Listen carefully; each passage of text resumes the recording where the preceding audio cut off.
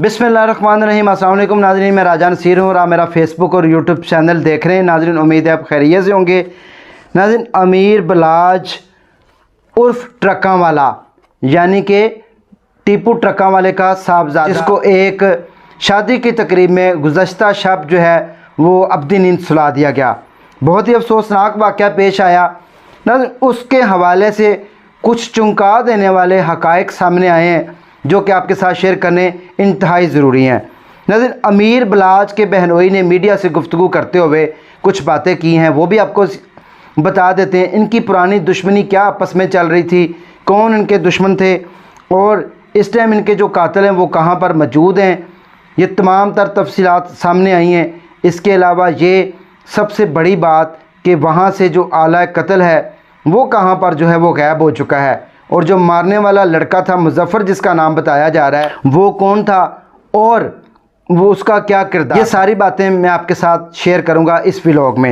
नाज़रीन, सबसे पहले बात कर लेते हैं कि अमीर बलाज उर्फ ट्रक्का वाला जो बच्चा था, खूबसूरत जवान बच्चा जिसकी उम्र 32 साल बताई जा रही थी, उसके बहनोई का कहना ये था कि हमारे जो घर वाले हैं, हमारे जो अब नस्ल है नई, उसने ये फ़ैसला किया था कि हमने अपनी दुश्मनी जो है वो ख़त्म कर देनी है।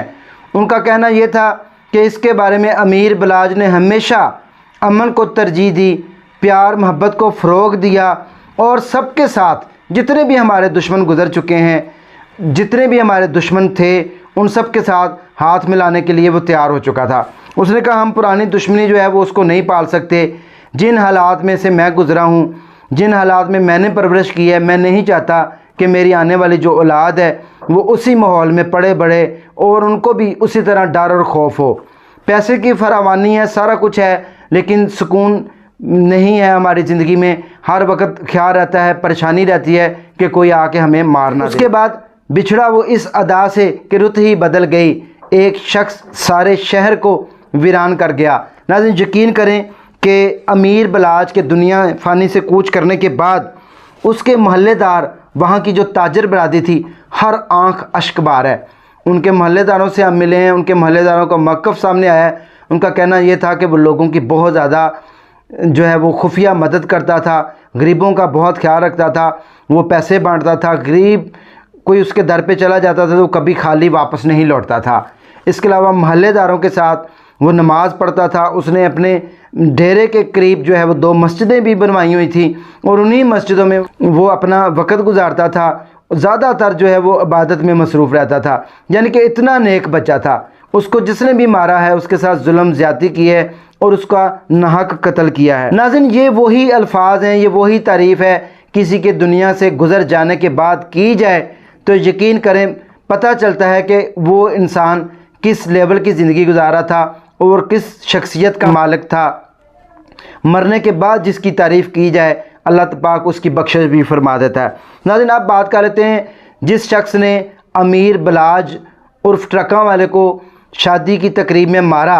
जैसा कि मैंने इससे पहले व्लॉग में आपको तफसीलात फराहम कर दी। मारने वाला जो शख्स है उसका नाम मुजफ्फर है और उसकी जो उम्र है वो 22 साल बताई जा रही है। और नाज़रीन, वो बताया ये जा रहा है कि वो तीफ़ी और गोगी बट का घरेलू मुलाज़म था और 22 साल से यानी कि गोगी बट के घर ही वो पला बड़ा, जवान हुआ और उनकी खिदमत करता रहा। और उसके बाद ज़ाहिर सी बात उनका वो घरेलू मुलाज़म था तीफ़ी बट का, तो उसकी वजह से उसने उसके अहकामात को जो है वो माना। और मारने से पहले उसने अमीर बलाज को ये कहा कि तुम्हें गोगी बट और तीफ़ी बट के साथ दुश्मनी का आज मज़ा चखाते हैं। ये उसके आखिरी अल्फाज थे। और इसके अलावा नाज़रीन, अमीर बलाज के जो आखिरी अल्फाज थे वो घर वालों के साथ उसके यही थे। उसने कहा कि मैं जो है वो बड़ा उदास हूँ, परेशान हूँ, ऐसा लग रहा है कि जैसे आज कुछ होने वाला है। तो नाज़रीन, उसकी ये जो उदासी थी ये इस चीज़ का पेशखमा था कि आज उसके साथ अनहोनी जो है वो होनी है और उसको नाहक जो है वो मार दिया जाएगा।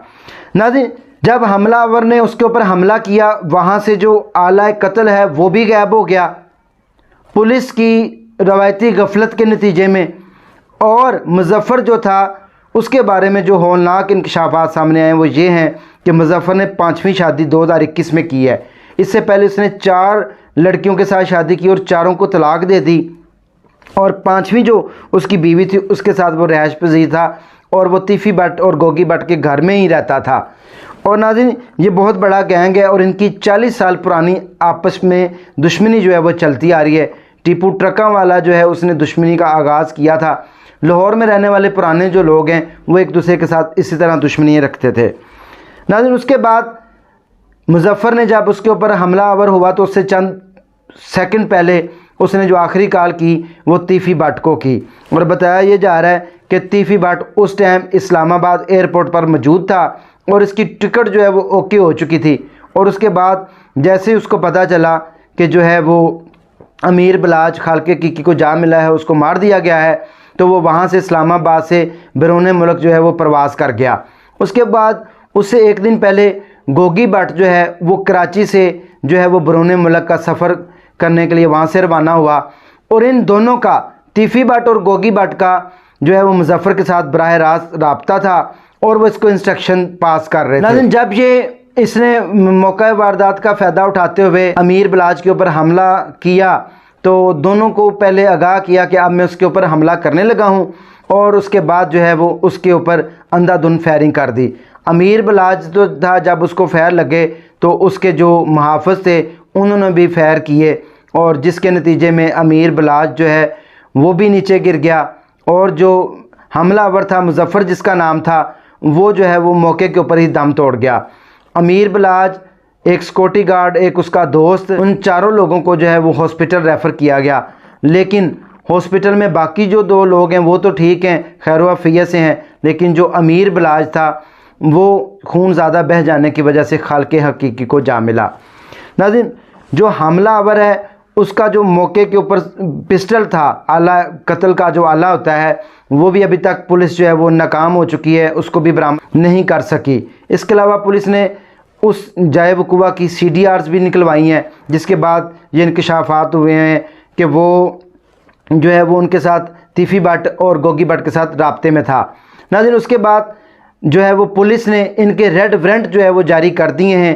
अब जो है इनकी गिरफ़्तारी के लिए कोशिशें की जा रही हैं।